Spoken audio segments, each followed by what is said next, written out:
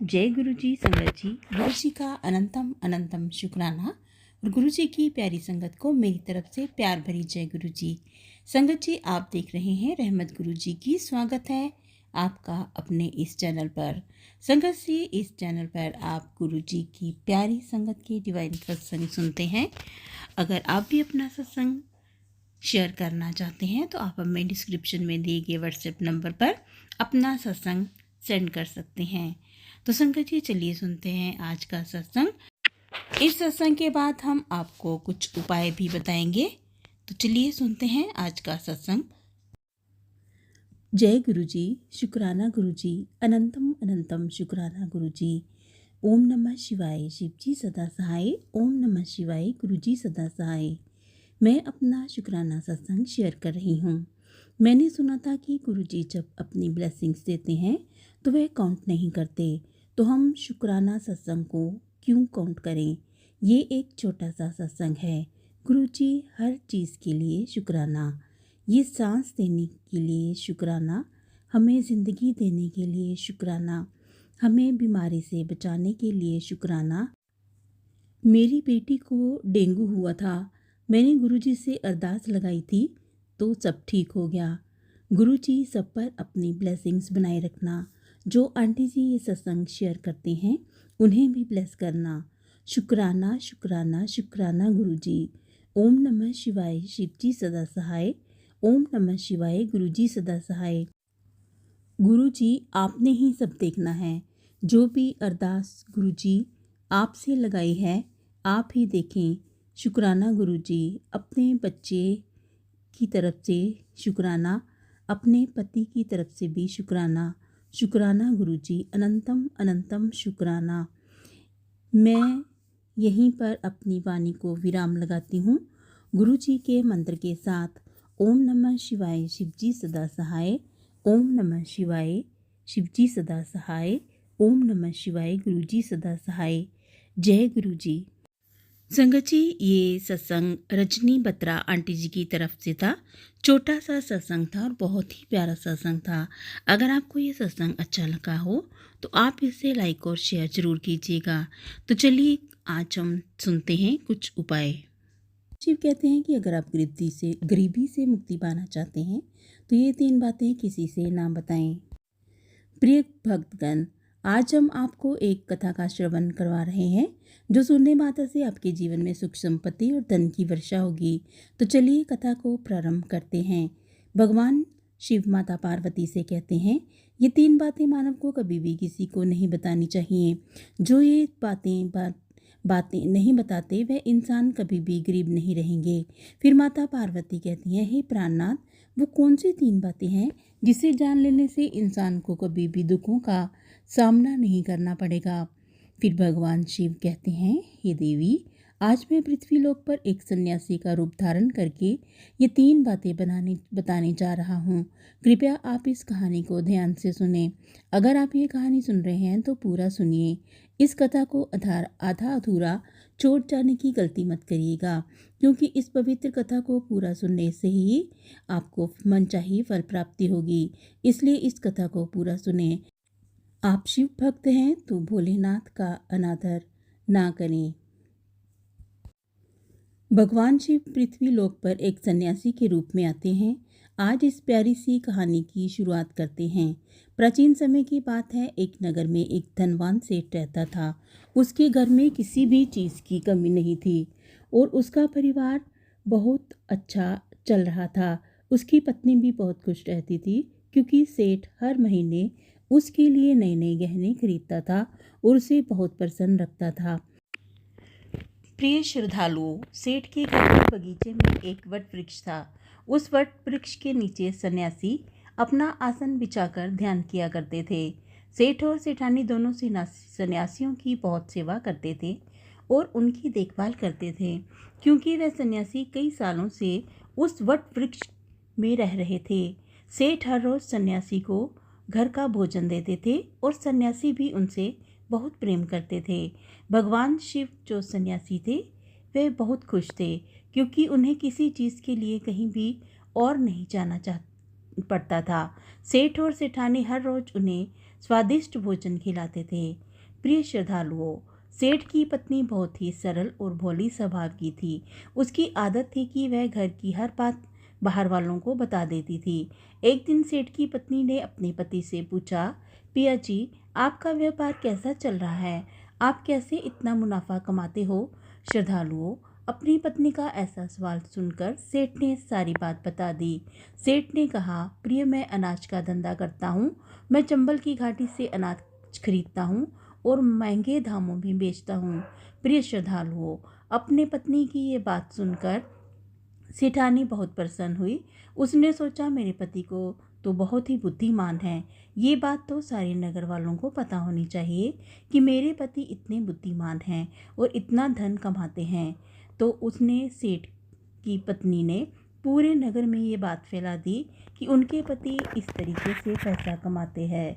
तो अब क्या था, नगर के कुछ लोगों को ये बात जब पता चली कि सेठ किस प्रकार धन अर्जित करता है, तो वह भी सभी अनाज का धंधा करने लगे। तो अब नगर के बहुत से लोग अनाज का व्यापार करने लगे। सेठ जो पहले कम दाम में अनाज खरीदता था, अब वही अनाज महंगे दामों में बिकने लगा। सेठ का धंधा थोड़ा कम चलने लगता है, उसे मुनाफा नहीं होता और धीरे धीरे वह गरीब होता जाता है। सेठ का पूरा धंधा बैठ जाता है। ये देखकर वह बहुत चिंतित और दुखी हो जाता है। तो फिर एक दिन की बात है कि सेठ अपने व्यापार की परेशानी से तंग आकर बगीचे में बैठा था। तभी भगवान शिव जो सन्यासी थे वहाँ आते हैं और कहते हैं, सेठ जी, क्या बात है, आज आप कुछ परेशान लग रहे हैं। तब सेठ बताता है कि संत महात्मा, मेरा व्यापार मंदा चल रहा है। मुनाफा बहुत कम हो गया है। नगर में बहुत से लोगों के ने अनाज का धंधा शुरू कर दिया है, जिससे मेरा धंधा बैठता जा रहा है। भगवान शिव जो सन्यासी थे, सेठ की बातें सुनकर कहते हैं, सेठ जी, क्या आपने किसी को बताया कि आप किस प्रकार अपना धन अर्जित करते हैं और किस प्रकार आप अपनी जीविका चलाते हैं?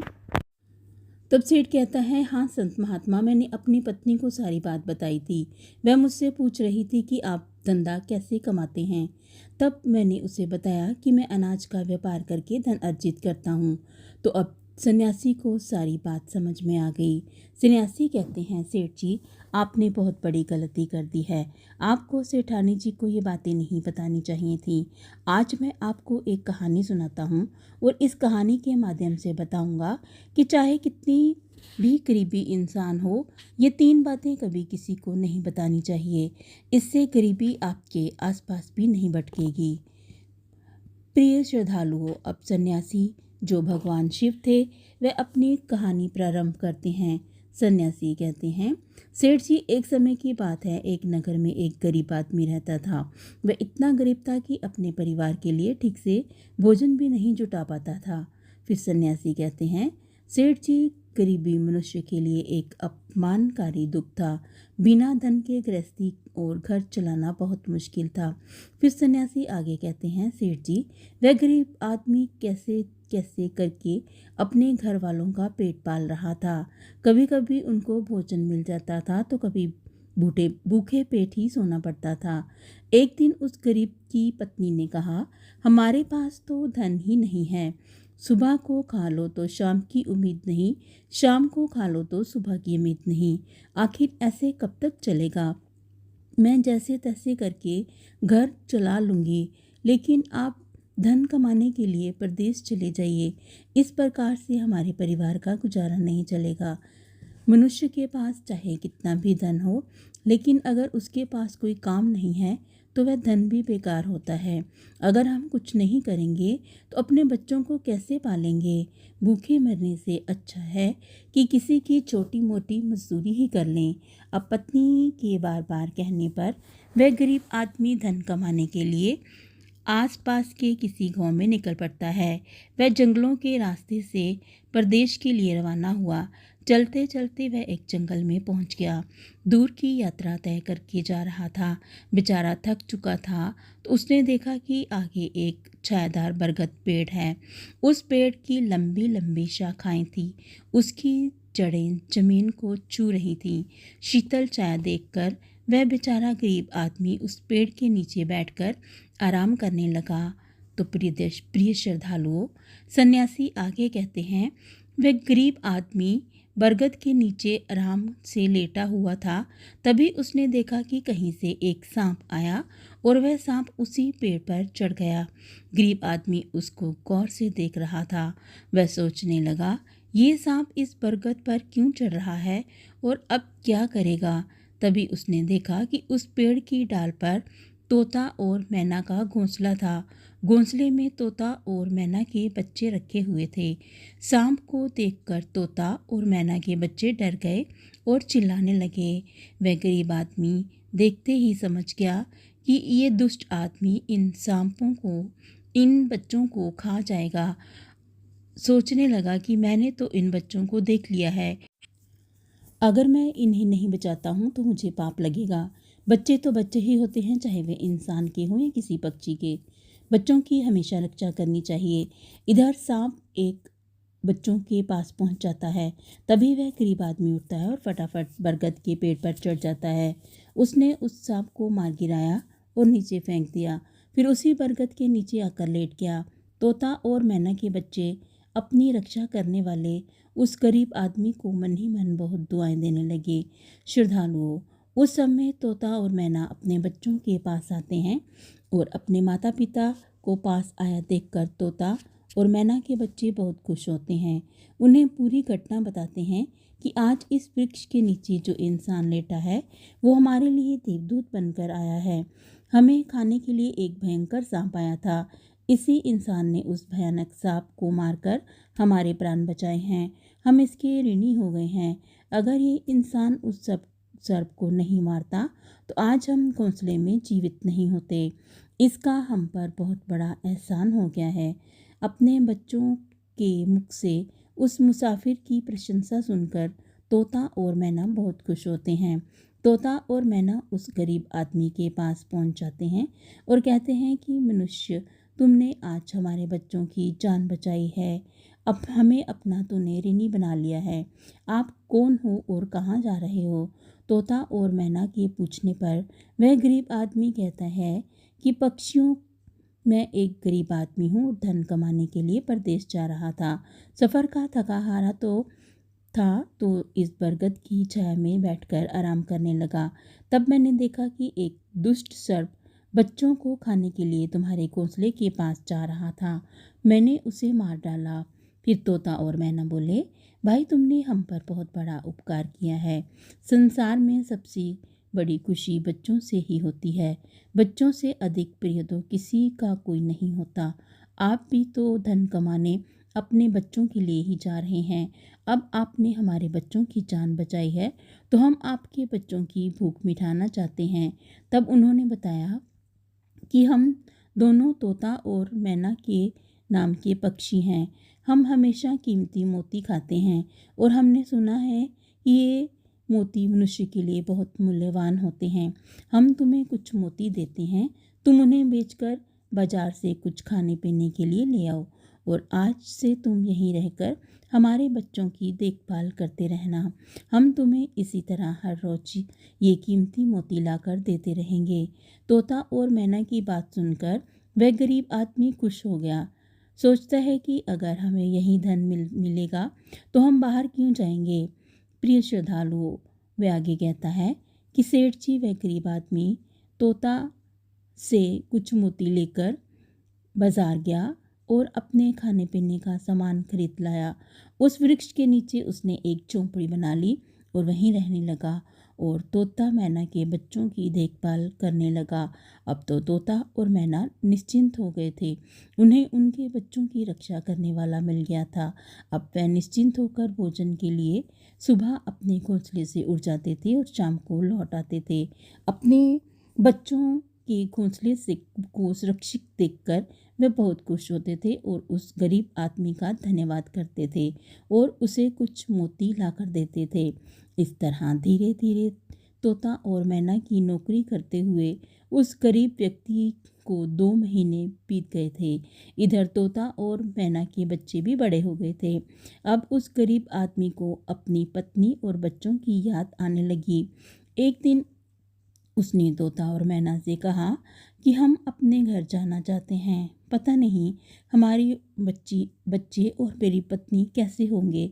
तब तोता और मैना बोले, भाई अब तुम निश्चिंत होकर अपने घर जाओ और अपने बच्चों के साथ रहो। हमारे बच्चे भी अब उड़ने के काबिल हो गए हैं।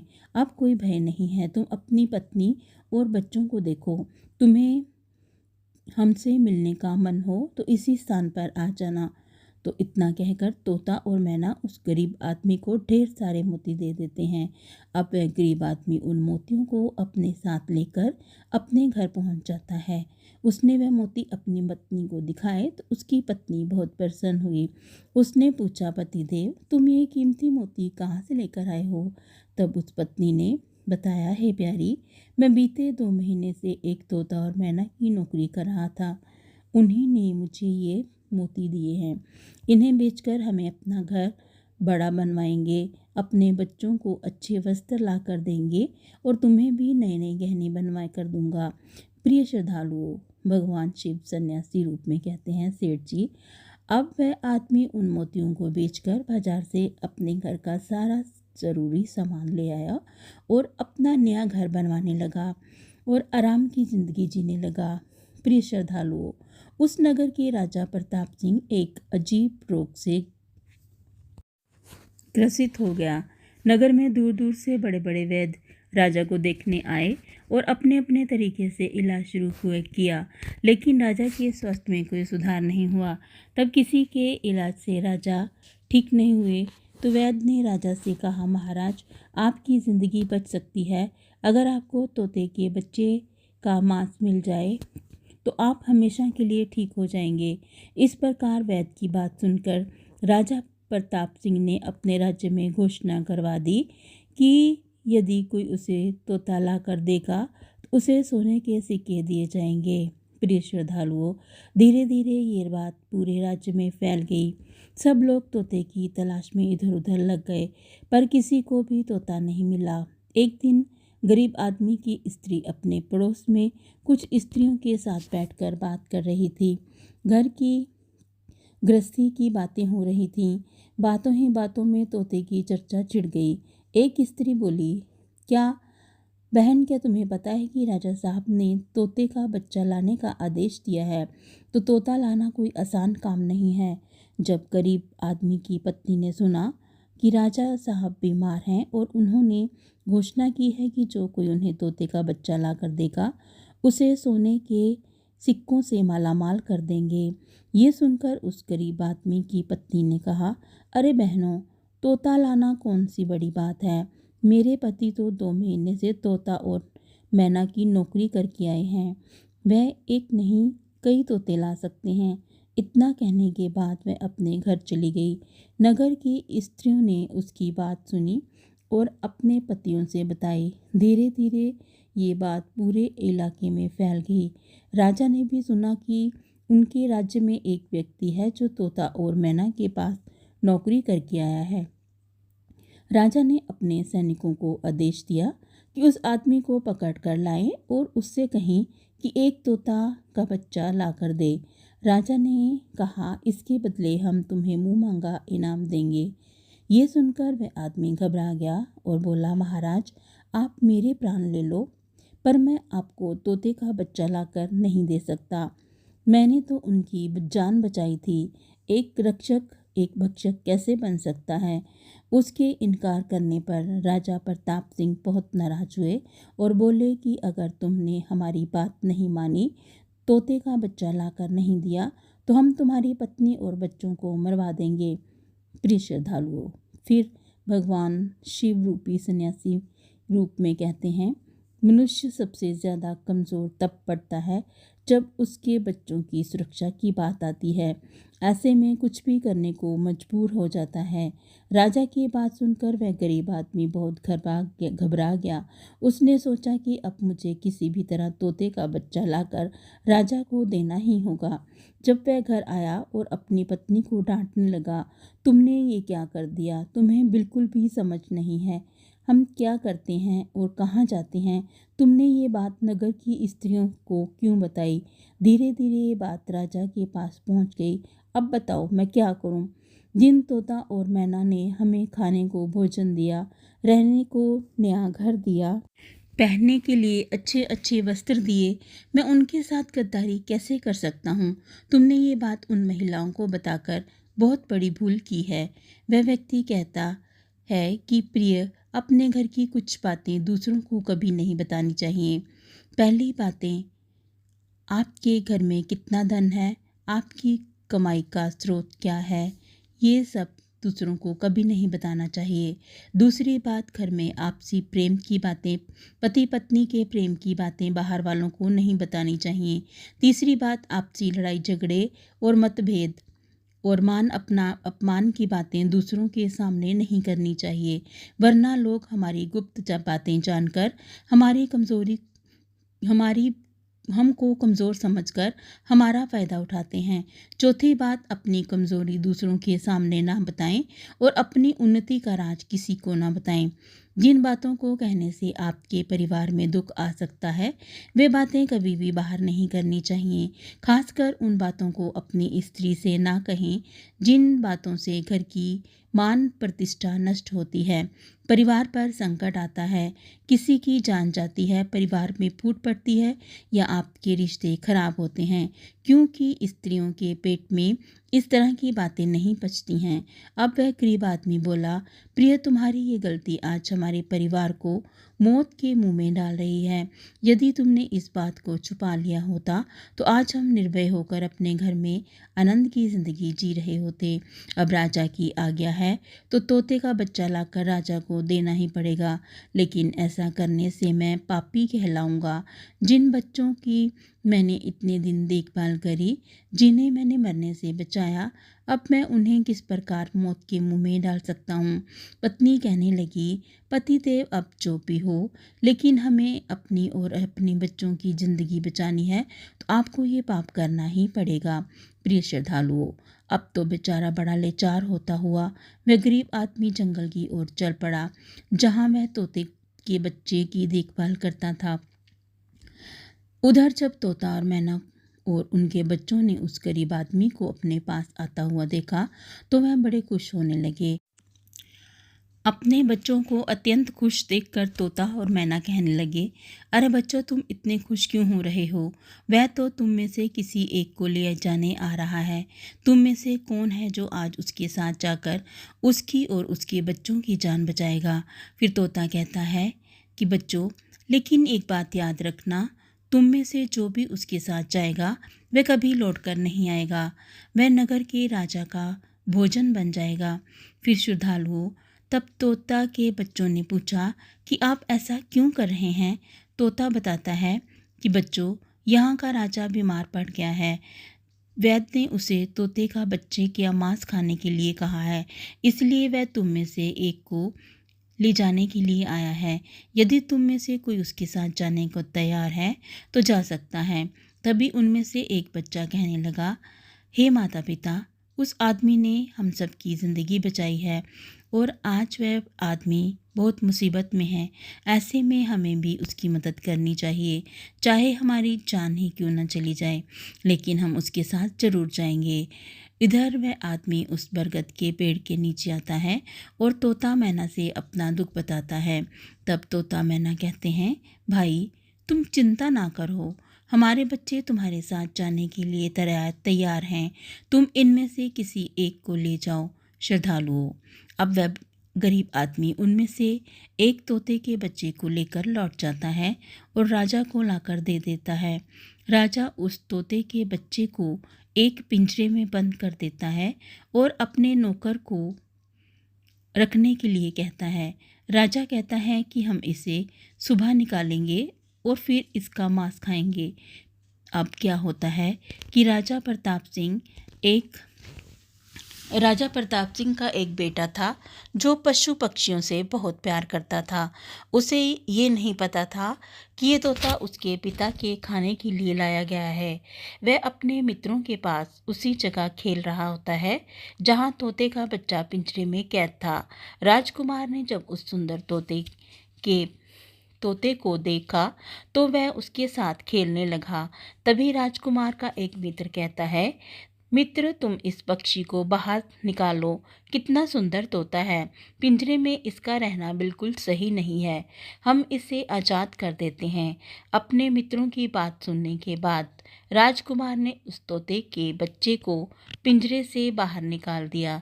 जैसे ही वह पिंजरा खोलता है, तोते का बच्चा आकाश में उड़ जाता है। धीरे धीरे ये बात राजा तक पहुंची कि आपके राजकुमार ने उस तोते को छोड़ दिया है। अब आपके प्राण बचाना बड़ा मुश्किल है। ये सुनकर राजा को बहुत गुस्सा आया। उन्होंने तुरंत राजकुमार को बुलाया और गुस्से से कहा, अरे नादान पुत्र, तूने उस तोते के बच्चे को क्यों छोड़ दिया? राजकुमार बहुत घबरा गया और बोला, पिताजी, मुझे क्या पता था कि वह उड़ जाएगा। मैं तो उसके साथ खेलना चाहता था। अपने पुत्र की बात सुनकर राजा को और भी ज़्यादा गुस्सा आया। उन्होंने उसे नगर से निकालने का आदेश दे दिया। प्रिय श्रद्धालुओं, अब राजा के सैनिक राजकुमार को नगर की सीमा के बाहर छोड़ देते हैं। उधर वह तोते का बच्चा उड़कर अपने माता पिता के पास पहुंचता है और उन्हें सारी बात बताता है कि राजा के बेटे ने उसे आज़ाद कर दिया है। तोता और मैना ने जब अपने बच्चे को देखा तो कहा, पुत्र, राजा के बेटे ने तुम्हें आज़ाद कर दिया, लेकिन वह खुद संकट में फंस गया है। उसके दुष्ट पिता ने उसे नगर से बाहर निकाल दिया है। अब तुम उसकी ज़िंदगी की जिम्मेदारी अपने ऊपर ले लो। तुम जाओ और उसकी मदद करो। तब तोता राजकुमार की मदद करने के लिए उसके पास पहुंच जाता है। राजकुमार उसे देखते ही पहचान लेता है। ये तो वही पक्षी है जिसे मैंने पिंजरे से आज़ाद किया था। राजकुमार कहता है, तुम्हारी वजह से मेरे पिता ने मुझे नगर से निकाल दिया है। अब तुम्हें बताओ मैं क्या करूं और कहाँ जाऊं? तोता कहता है, मित्र, तुम चिंता मत करो। तुमने मेरी जान बचाई थी, इसलिए मैं तुम्हारी मदद करने आया हूँ। दुख सुख में हम तुम्हारे साथ हैं। राजकुमार खुश हो जाता है क्योंकि उसे कम से कम एक साथी तो मिल ही गया था। अब तोता और राजकुमार दोनों एक दूसरे नगर में घूमने लगते हैं। चलते चलते वह दोनों एक सुंदर बगीचे में पहुंच जाते हैं। उस बगीचे में वहां के राजा की पुत्री भी अपनी सहेलियों के साथ घूमने आया करती थी। उस राज्य के राजा की कन्या का नाम रूपमती था। राजकुमारी रूपमती बहुत ही सुंदर थी और उसकी खूबसूरती की चर्चा पूरे नगर में होती रहती थी। राजकुमार और तोता उस बगीचे में बैठे हुए थे। तभी वहां राजा की कन्या रूपमती अपनी सहेलियों के साथ घूमने के लिए आती है। राजकुमारी को देखकर राजकुमार वृक्ष के पीछे छुप जाता है और तोता राजकुमारी के सामने पहुंच जाता है। राजकुमारी उस सुंदर तोते को देखकर मोहित हो जाती है। वह उसे पकड़ना चाहती है, लेकिन तोता उसकी पकड़ में नहीं आता। यहाँ राजकुमार राजकुमारी रूपमती की सुंदरता पर मोहित हो जाता है। प्रिय श्रद्धालुओं, कुछ समय बगीचे में टहलने के बाद राजकुमारी अपने महल में लौट जाती है। राजकुमार पूरी तरह से राजकुमारी पर मोहित हो गया था। अब तो उसे एक पल भी अच्छा नहीं लग रहा था। अब तोते ने कहा, मित्र, तुम चिंता मत करो। तुम जिसे चाहने लगे हो वह मैं तुम्हें उससे मिलवा दूंगा। राजकुमार बोला, मित्र, तुम मुझे किसी भी तरह उस राजकुमारी से मिला दो। मैं उसके बिना एक पल भी नहीं रह पाऊंगा। तोता बोला, मित्र, तुम मुझ पर भरोसा रखो। पता लगा कर आता हूँ कि राजकुमारी कहाँ रहती है और तुम उससे कैसे मिल सकते हो। अब तोता राजकुमारी रूपमती के पास जाता है। राजकुमारी के महल के चारों तरफ सैनिक तैनात थे, लेकिन तोता उड़ता हुआ ऊपर से जाता है और जाकर राजकुमारी के कक्ष में बैठ जाता है। तोता वहां से सारा नज़ारा देखता है और सारी बात आकर राजकुमार को बताता है कि महल में जाकर राजकुमारी से मिलना बहुत मुश्किल है। तोता कहता है, तुम एक काम करो, अपना रुमाल मुझे दे दो। मैं तुम्हारा रुमाल आज राजकुमारी के पास पहुंचा दूंगा और तुम्हारी उसकी चुनरी ले आऊँगा। प्रिय श्रद्धालुओं, अब रात में तोता राजकुमार का रुमाल लेकर राजकुमारी के पास रख आता है और राजकुमार की चुनरी साथ ले आता है। सुबह जब राजकुमारी रूपमती जागती है तो देखती है कि उसकी चुनरी गायब है, तो उसके पास एक रुमाल रखा हुआ है। राजकुमारी तुरंत समझ जाती है कि रात में कोई पुरुष उसके कक्ष में आया था। उसने देखा कि उसकी चुनरी गायब है और उसकी जगह किसी पुरुष का रुमाल रखा हुआ है। राजकुमारी बहुत व्याकुल हो जाती है, अपने सभी सिपाहियों को सावधान कर देती है। वे सिपाहियों से पूछती है कि रात को उसके पास कौन आया था, लेकिन किसी के पास कोई जवाब नहीं होता। अब राजकुमारी के कक्ष में सुरक्षा और बढ़ा दी जाती है। अगली रात फिर तोता राजकुमारी के कक्ष में जाता है और अपने मित्र के द्वारा लिखी हुई चिट्ठी राजकुमारी के पास रखाता है। अगले दिन राजकुमारी जागती है, चिट्ठी पढ़ती है। उसमें लिखा होता है कि मैंने तुम्हें जब से देखा है मैं तुम्हारा हो गया हूँ। मैं तुमसे विवाह करना चाहता हूँ। अगर तुम्हें मुझसे मिलना है तो तुम बगीचे में आ जाना, मैं तुम्हें वहाँ मिलने आऊँगा। अब राजकुमारी अपनी सहेलियों को लेकर बगीचे में जाती है, लेकिन वहाँ कोई पुरुष नज़र नहीं आता। वहाँ तो सिर्फ वही तोता घूम रहा होता है जिसने उसे उस दिन देखा था। तोता राजकुमारी से कहता है कि राजकुमारी, तुम जिसे देख रही हो वह तुमसे मिलने आ रहा है, लेकिन पहले तुम मुझे वचन दो कि तुम ये बात अपने माता पिता से नहीं कहोगी और मेरे मित्र को बंदी नहीं बनवाओगी। राजकुमारी ने वचन दिया कि वह उसे बंदी नहीं बनाएगी। मुझे उससे मिलाओ, मैं भी देखना चाहती हूँ कि वह कौन हो जो उतने सख्त पहरे में भी वहाँ महल में पहुँच गया। तब तोता ने अपने मित्र राजकुमार को बुलाया। श्रद्धालुओं, राजकुमार भी देखने में बहुत सुंदर था। उसकी सूरत देखकर राजकुमारी भी उस पर मोहित हो जाती है। तब राजकुमार आता है और राजकुमारी के पास बैठकर बड़े ध्यान से उसके सुंदर चेहरे को निहारने लगता है। राजकुमारी ने पूछा, तुम कौन हो और इतने कड़े पहरे के बावजूद तुम मेरे कक्ष में कैसे पहुंच गए? राजकुमार बोला, प्रिय, जब दिल में प्रेम होता है तो कोई भी कार्य असंभव नहीं होता। जब से मैंने तुम्हें देखा है मैं तुमसे प्रेम करने लगा हूँ और तुमसे विवाह करने की इच्छा रखता हूँ। श्रद्धालुओं, जब राजकुमारी ने पूछा कि तुम कौन हो तो कहाँ से आए हो, तब राजकुमार ने अपनी पूरी कहानी सुनाई। राजकुमार की कहानी सुनने के बाद राजकुमारी के मन में उसके लिए सहानुभूति हो गई। अब तो रोजाना राजकुमारी रूपमती उस राजकुमार से मिलने उस बगीचे में आया करती थी। एक दिन राजकुमारी ने कहा, राजकुमार, मेरे पिता तुम्हारे साथ मेरा विवाह कभी नहीं करेंगे, इसलिए मैं तुम्हें साथ भाग चलने के लिए कहती हूँ और कहीं दूसरी जगह चलकर हम विवाह कर लेंगे और आनंद पूर्वक रहेंगे। तो अब वही होता है। राजकुमारी उस राजकुमार के साथ घोड़े पर सवार होकर भाग जाती है और काफ़ी दूर जाने के बाद वह एक झोंपड़ी बनाते हैं और वहाँ विवाह करके दोनों साथ रहने लगते हैं। दोनों को साथ रहते हुए बहुत समय बीत जाता है और वह तोता भी उन्हीं के साथ ही रहता है। तब भगवान शिव सन्यासी के रूप में कहते हैं, सेठ, उस राजकुमार की झोंपड़ी में किसी तरह से आग लग जाती है। उसी आग को बुझाने के चक्कर में उस तोते का एक पंख जल जाता है। तब तोते ने कहा, देखो मित्र, अब आप अपने घर चले जाइए। अब आपके पिता का गुस्सा भी शांत हो चुका होगा। अब आपके पिता आपसे कुछ नहीं कहेंगे। जब वह आपको अपनी बहू के साथ देखेंगे तो वो आपको माफ़ कर देंगे। मेरा तो एक पंख चल गया है, अब मैं उड़ नहीं सकता, इसलिए मैं कुछ दिन तक यहीं रहकर अपने पंख होने का इंतज़ार करता हूँ। जब मेरा पंख दोबारा उग जाएगा तो आपसे मिलने के लिए आऊँगा।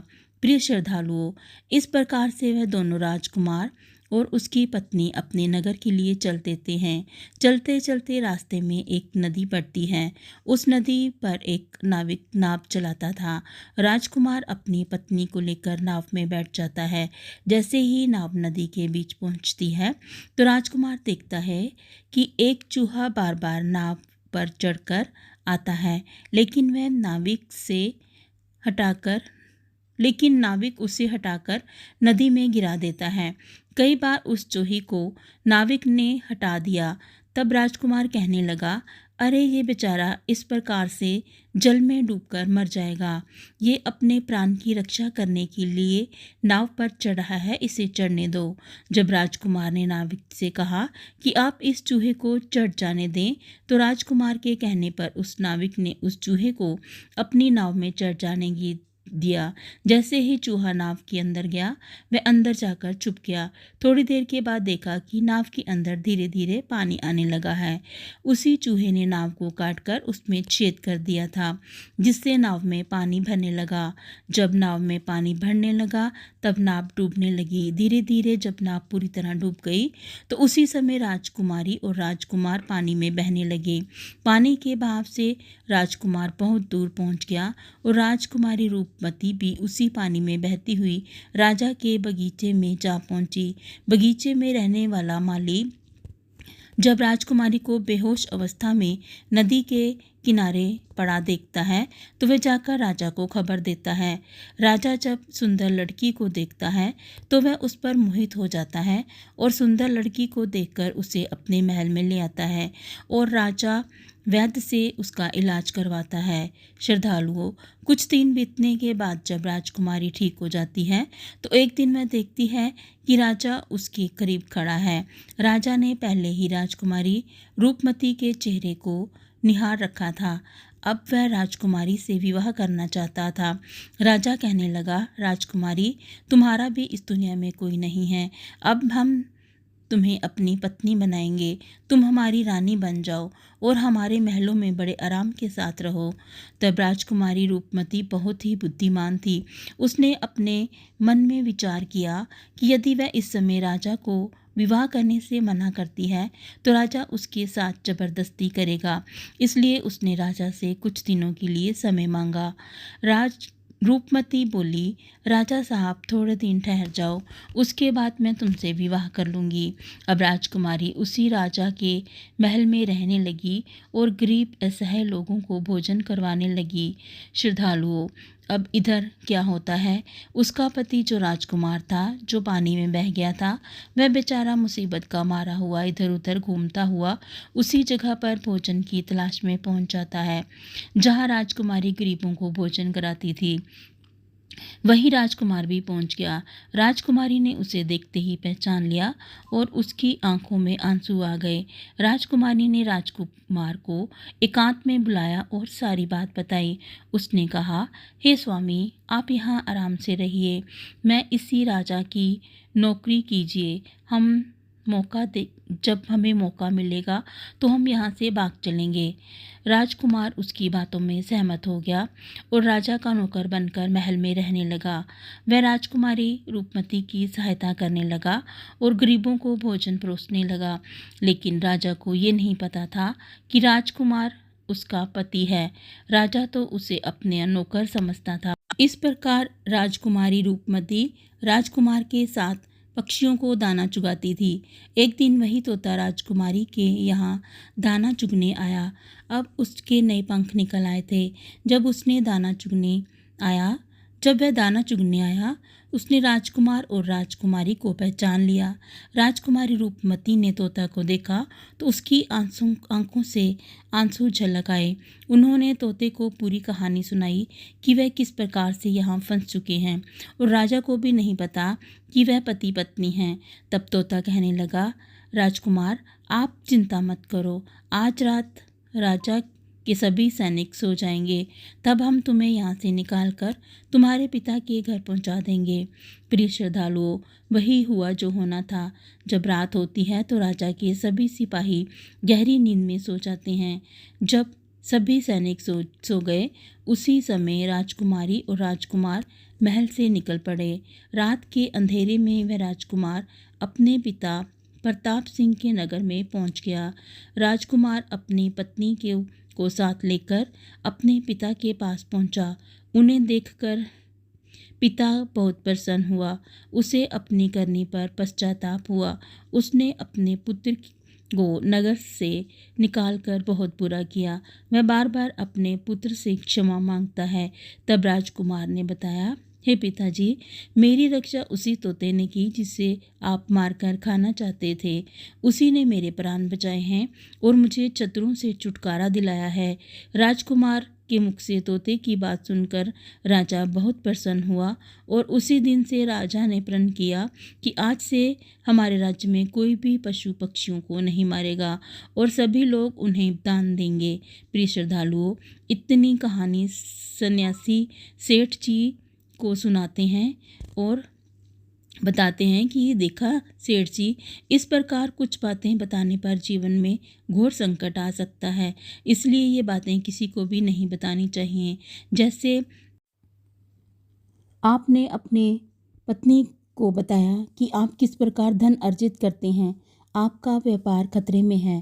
प्रिय श्रद्धालुओं, सेठ जी को अपनी गलती का एहसास होता है और वह अपनी पत्नी को समझाते हैं कि तुम इन बातों को किसी को मत बताया करो। फिर भगवान शिव कहते हैं, हे देवी, हमारी आज की ये कहानी यहीं समाप्त होती है। इस वीडियो को बोलते समय यदि कोई त्रुटि हुई हो तो हमें क्षमा करें। उम्मीद है कि आप सभी को ये कहानी अच्छी लगी होगी।